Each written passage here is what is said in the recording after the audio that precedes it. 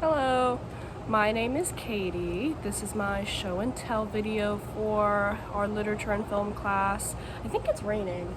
It's fine. I'm sitting outside. Sorry, my hair's wet. I'm on my way to work. But this is my video about all of my favorite movies, or at least my top 10 ones and everything. It's definitely raining. And basically my top 10 favorite movies is never consistent, or it's always changing. I watch a lot of movies for school, a lot of foreign films, a lot of like historical films. I also just watch a lot of movies in my free time. It's like my favorite thing to do. And so I don't have like a really strict my 10 favorites of all time, like they're always going to be these. It's more so just like what 10, or maybe not 10, but like of the 10, which ones are just movies that I've seen really recently that I think are really cool and that I would recommend other people to see. And they're in no particular order. I don't really care to rank them because I think they're all really great, but they're all really different. But yeah, and I'm really into 80s movies, especially. A lot of my favorite movies are from the 80s, especially sci-fi movies. I do love Star Wars. I do love like all of the old like Predator movies, like the movies about creatures in space and stuff. And sorry, I'm watching my dog. I also have watched a lot of propaganda movies for some of my classes, so not that those are my favorite, but you know. So just kind of off the top of my head, some that I know I will always say are like, oh, these are some of my favorite movies, are going to be Pan's Labyrinth by Guillermo del Toro. Great movie, beautiful movie, historical movie, you know, about the Spanish Civil War. Really great. Acting is cool. The CGI is really dope. Another good movie is, I watched it recently actually for a class of mine. It is called Even in the Rain, or it's in Spanish, so it's the real title is Está bien la lluvia, but great movie, also somewhat of a historical piece. It's like a fake documentary. It's really cool. My next favorite movie is going to be from the 80s. It is Beetlejuice. That is probably one of my favorite movies ever.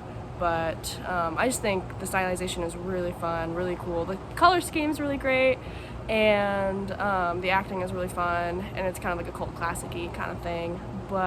And I do actually have a tattoo in regards to Beetlejuice. I hope it's not inappropriate to show, I really do. But I don't think it will be, but like it's right here. There we go, perfect. It's the sandworm from the movie. For anyone who hasn't seen the movie, don't even worry about what a sandworm is. It's like this creature from Saturn, you know, cool space stuff. But I love that movie because I watched it a lot with my mom growing up, and it's just like really funny every time. Never gets old. Winona Ryder is also really cool. And then another movie that I think is just like over the top. It's recent, and it's one of my favorites. It's by Wes Anderson, which is, I know, unoriginal, but it's Isle of Dogs, and I love dogs through my entire life, and so this movie was the cutest, and also kind of like, it was really serious at some points, and so it was a really good watch. The animation is astounding. It's stop motion, claymation animation, and so it took like 10 plus years to make. It's beautiful. It's about all these little dogs in Japan. It's just a really, really fun show. It's in English and Japan and some other mixes of stuff, and all the scenes are really beautiful. The color palette is amazing. Very similar to his Fantastic Mr. Fox, kind of, but I think Isle of Dogs is better, but don't, you know, no one come for me. And then the next movie that I think is really great is also from the 80s, and it is going to be Stand By Me. Stand By Me featuring Will Wheaton, I believe, and a couple others, but I love coming of age stories, especially I feel like in the 80s they had a really specific like style to them that I think was really beautiful, and this movie, the shots are amazing. They have a really great like wide outdoor shots and by trains or by like overseeing like a bridge with water. It's beautiful, and I love movies with casts of children that don't have to act like children, you know, and so they get to just be real and emotional and upset and like have these really real moments with each other, and you get to see like male friendship. It's really cool. And that brings me to my next favorite movie though, which is going to be The Goonies. Top movie like ever. Oh my god, one of the best movies ever made in my opinion. I love The Goonies. It is so fun. A couple of those actors are actually, they cross over into this movie, but it's about this band of kids. If you haven't seen the Goonies, I don't know where you've been. It's, but it's about a band of kids that go on like a pirate adventure in the 80s. Super cool. I love pirates. I wish I could have been a pirate. So maybe this movie's more of just like a living through it kind of thing. But yeah, and then the special effects in the Goonies are minimal, but I think really tasteful. They don't really sell out too much into like cheesy special effects, which is great. And so that's a favorite of mine. And so I think I'm at number 5. I haven't really been counting, but I think I'm at 5 out of 10. But so far, those are the movies. And then on this hand, we're gonna count the other 10, or another 5. I've watched a lot of movies for a lot of my Spanish classes because I have a Spanish minor, or I'm graduating with a Spanish minor. And so some of my more favorite Spanish films, I semi-recently watched this one for one of my classes last semester, but The Motorcycle Diaries. It wasn't my first time seeing it, but this is the one that I remember more. It's like fake documentary. It follows the early life of Che Guevara, who is a famous communist leader. I'm a fan, but you don't need to worry about that. But it's really fun because you get to see, Che in his young life with his friend. It's all true to history. It's historically accurate for the most part. And they just take a motorcycle trip through South America where he kind of discovers his passion for trying to seek justice for the impoverished and the marginalized, which I think is really cool. But also my bangs are in my face, but whatever. So that's 6 and I'm almost to 7 minutes, so I have to kind of hurry up. But other movies that are just really great are gonna be, which ones do I really want to recommend?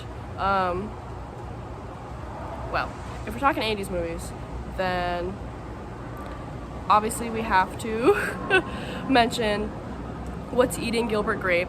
Oh my god, one of the most emotional movies I've ever watched, and one of the best performances by Leonardo DiCaprio, in my opinion, ever. I don't know how he didn't get an Oscar for just that, and then I had a family member who used to work in LA, and so she worked on this movie and would tell me about it, and so maybe that's why I like it a lot, but I think it's really cool.